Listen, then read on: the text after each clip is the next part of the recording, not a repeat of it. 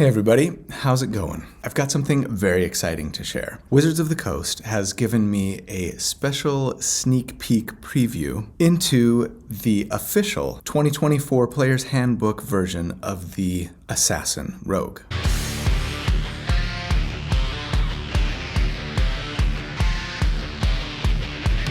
Now, I can't do a full rogue build video yet, because what I've been given permission to speak on is just the assassin, not other features and species and things like that I might typically use to build a character from level 1 to level 17, right? So in a departure from my typical videos, I want to do just a little expose on specifically the assassin, the features that we're getting, how they're different in the 2024 version from the 2014 version, and then maybe just a little brainstorming around how we might want to use these features in a build. That said, here's the artwork that's going to show up on the assassin page in the book. Check it out. Such a cool looking dragonborn assassin perched in the rafters, waiting to get the drop on their mark. I apologize for the sound and video quality. I know it's a lot worse than my typical videos. I did not bring my better camera and microphone with me on my vacation, but if you can get past that, I think you're gonna love to hear what's in store for those of us who love assassins. First of all, full disclosure,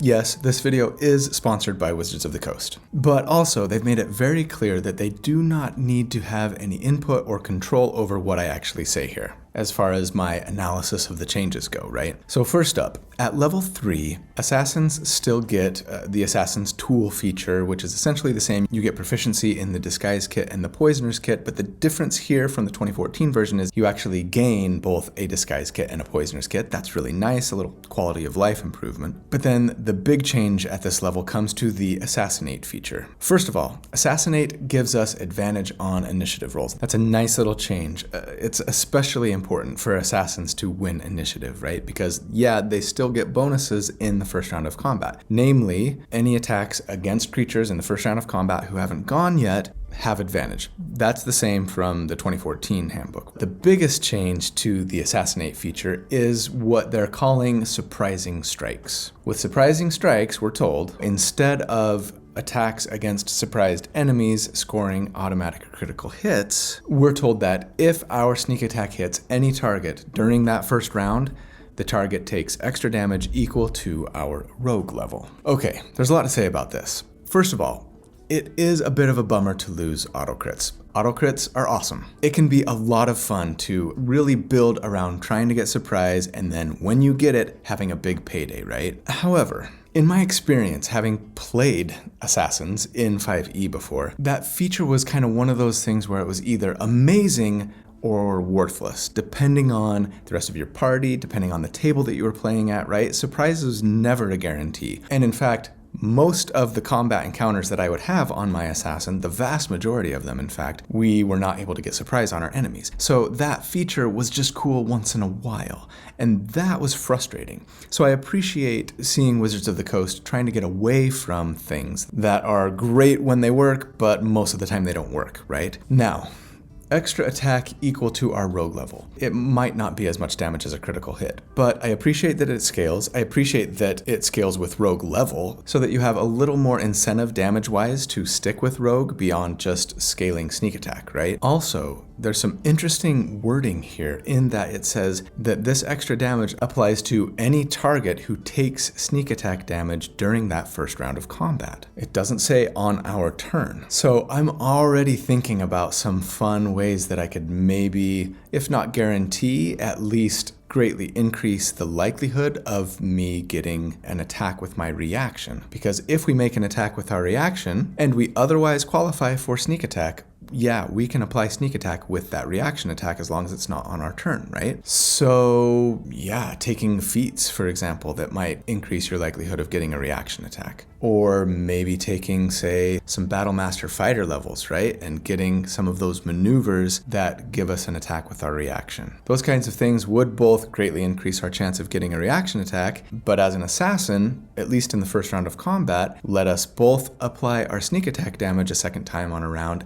and that additional damage that we get from the Assassinate feature. And that's super fun. At level 9, we still get infiltration expertise, but it has changed quite a bit from the 2014 Player's Handbook version as well. This feature actually has 2 features included. First, masterful mimicry. This tells us that we can unerringly mimic another person's speech, handwriting, or both if we have spent at least an hour studying them. And that's kind of very similar to what we used to get at level 13, the imposter feature, right, as an assassin. But then we also get roving aim as part of the infiltration expertise feature. And this simply tells us that our speed is not reduced to 0 if we use steady aim. Now, for those who are unfamiliar with steady aim, this is a feature that came out with Tasha's Cauldron of Everything back in 2020 that said, as a bonus action, and as long as we hadn't moved yet that turn, we could get advantage on our next attack, right? This turn. But afterwards, our speed would be reduced to 0 for the rest of the round. So basically, we're immobilized for the round. The way this is worded, it looks like they're still saying you can't have moved first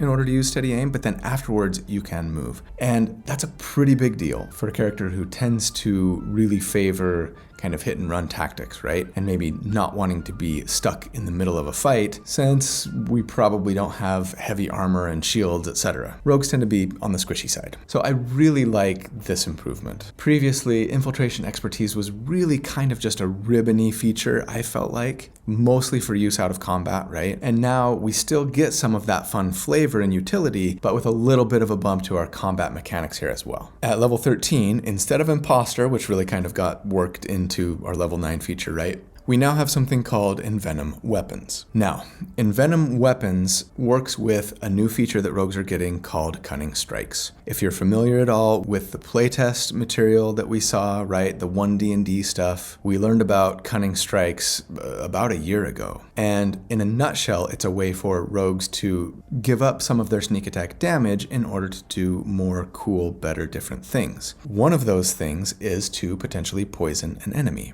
We give up a d6 of damage from our sneak attack, but then if an enemy fails their constitution save against it, they get the poisoned condition, which is pretty debilitating. Now, as an assassin at level 13, when we give up that 1d6 of sneak attack damage to try and poison an enemy, if they fail that con save and are therefore poisoned, they take an extra 2d6 poison damage too. So you really kind of gain that d6 back that you gave up, and then some. Also, this damage ignores resistance to poison damage. Now, I don't know how many enemies are going to have poison resistance. The more important question, I think, is how many enemies are going to be immune to the poisoned condition and poison damage, right? Because there are a lot of them in the 2014 rules. Here's hoping that that changes for the 2024 Monster Manual. We won't know until actually 2025. And the other question that I really have here is Constitution still going to be like the worst enemy saving throw for us to be targeting, like it has been thus far in 5e? If it is, and if we still see a ton of poison immunity on enemies, then this feature loses a lot of its potency, right? But if those things are not the case, then it's actually pretty decently powerful. At the end of the day, it'll be a nice damage bump against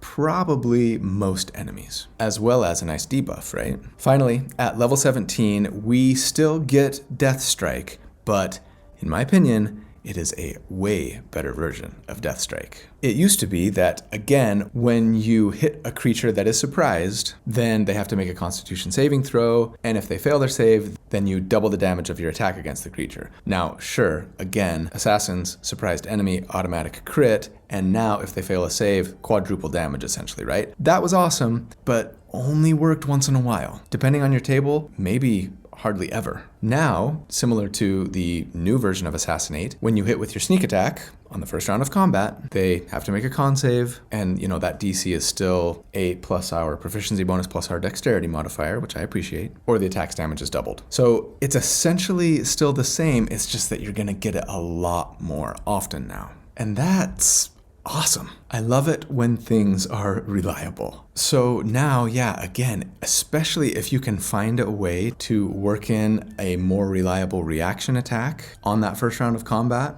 you're going to be not only applying extra damage thanks to surprising strikes from the Assassinate feature, but Death Strike as well, twice in a round potentially. And that's super cool. And it really has me thinking that finding a way to get an attack with your reaction is maybe even more important now than it used to be in the 2014 version of the Rogue. And I'm okay with that. I like being rewarded for finding clever and interesting ways to build a character, whether through feats or through multiclassing, maybe both. So yeah, that's pretty much it for my expose on the Assassin Rogue. Overall, I like the changes. I think they do a great job of keeping like the flavor of the Assassin, but then just enhancing them with some new and better combat mechanics. Did they go far enough? That I'm still not 100% sure on, if I'm being honest. I think they probably could have increased the damage of surprising strikes, if nothing else, and still not made it too overpowered. But I appreciate that it does work more reliably,